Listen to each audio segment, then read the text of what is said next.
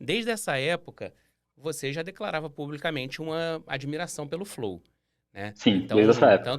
tanto na sua mídia, você sempre, né, comentava e tal, Sim. até que surgiu um convite para você trabalhar lá.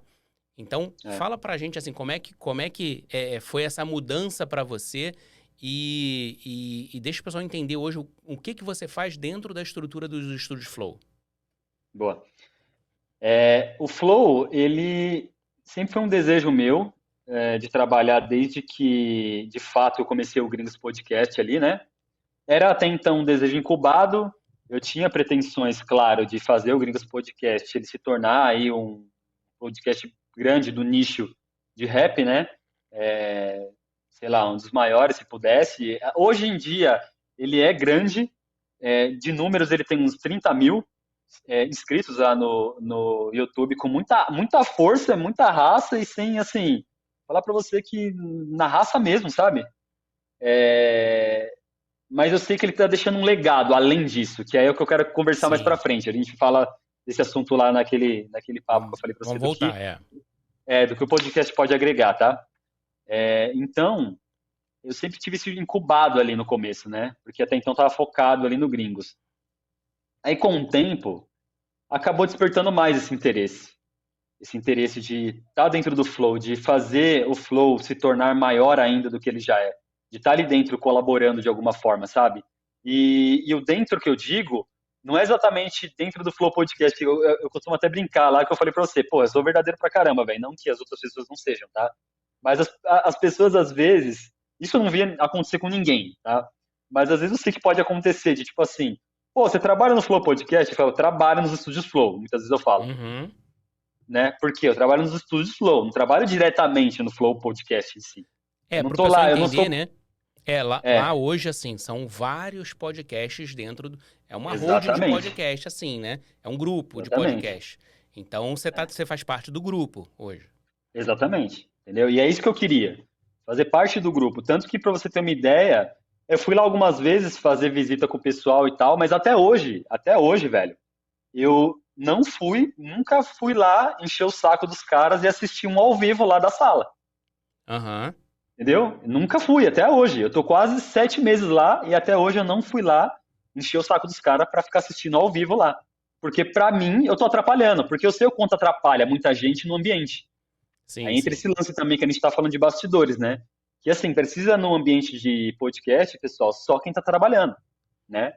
E meio que assim, vamos lá, vou voltar aí, mas fica essa dica, tá? Só operação, produção, porque assim, eu nunca fui pra lá por conta disso, porque eu sei o quanto atrapalha mais pessoas no ambiente, entendeu?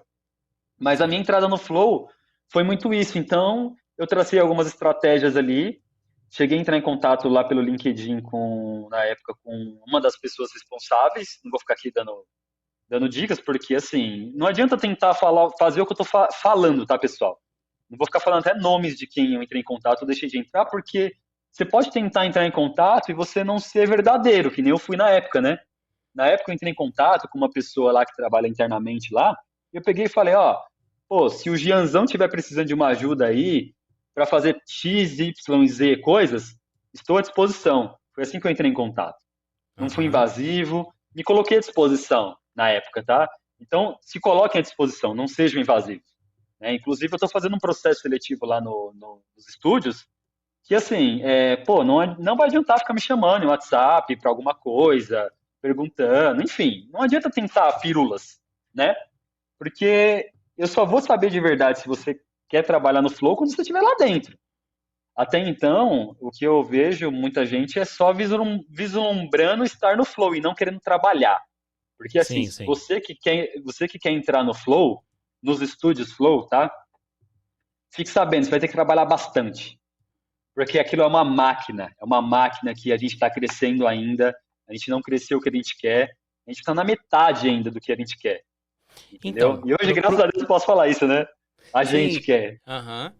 E o pessoal entender um pouco assim, é uma empresa, né? É Então, uma hoje, empresa. e Trabalho é aí, trabalho. esse paralelo, assim, que eu queria fazer, assim, que é um pouco do que é o Márcio hoje, né? Que era o Harry das antigas, que assim, que fazia tudo, né?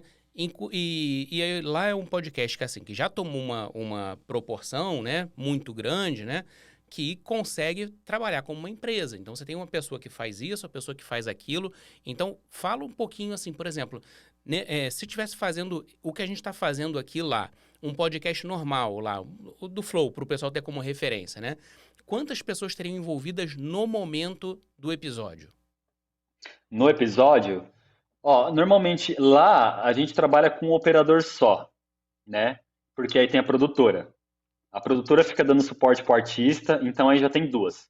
Se contar hosts, dois hosts, são três pessoas, né? Tem o cara, isso é durante o episódio, né? A gente Sim, tá durante o falando. episódio, Mas, é.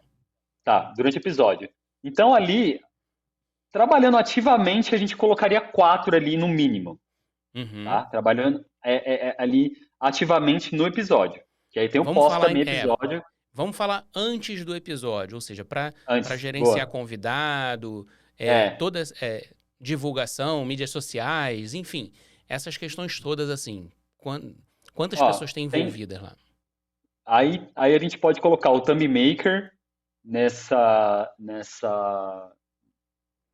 seara aí, porque assim, tem o pré, né, fazer a arte do convidado, Sim. então a gente tem o Thumb Maker, a gente, lá aí já é muito específico do Flow, tem os emblemas que a gente tem um ilustrador, né, então o ilustrador ele faz o emblema para o convidado, tem mais uma pessoa.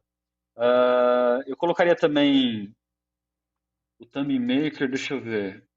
A produtora Mas também acaba trabalhando nesse sentido, aí é a mesma pessoa, né? Que ela para acaba mídias trabalhando ali sociais, também. É, é a é produtora que isso mesmo. faz? A produtora que faz lá, no caso. É. Então, A para você produtora ter ela uma acaba noção, postando. existe um thumb maker. Ou seja, Isso, um cara para fazer a thumb, né? Ou seja, para o pessoal entender a importância que tem a thumb num projeto online, né? Então existe um thumb exatamente. maker, né? Um ilustrador, Exatamente. no caso, um projeto específico, né? Não é todo projeto que Isso, tem, mas enfim. Então tem esse exatamente. ilustrador também. E aí, vamos falar um pouquinho agora do pós. Terminou o É o, episódio.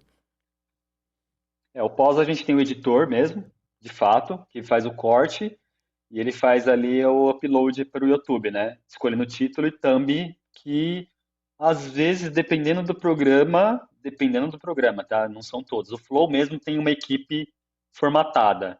Tem mais ou menos, sei lá, aí vai ser muito chutômetro, tá? Mas se eu não me engano, uns dois editores, tem Thumb Maker para os cortes também. Alguns programas, o editor mesmo já faz a própria thumb de corte, né? Porque Aham. tem um padrão a seguir, então o cara só segue o padrão e o resto ali ele escolhe o título e a thumb, eu digo o texto, né? O texto da thumb, Sim, né? sim. Mas o Flow tem uma equipe aí de mais ou menos. O Flow Podcast, tá, pessoal? Tô falando agora. Especificamente, eu colocaria umas 15 pessoas no mínimo. Legal.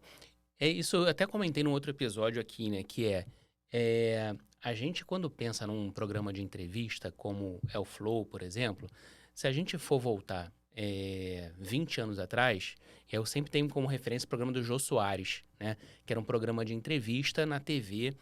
E assim, para aquilo ali acontecer, cara, eu vou chutar que tinha umas 70 pessoas ali envolvidas para aquele negócio acontecer.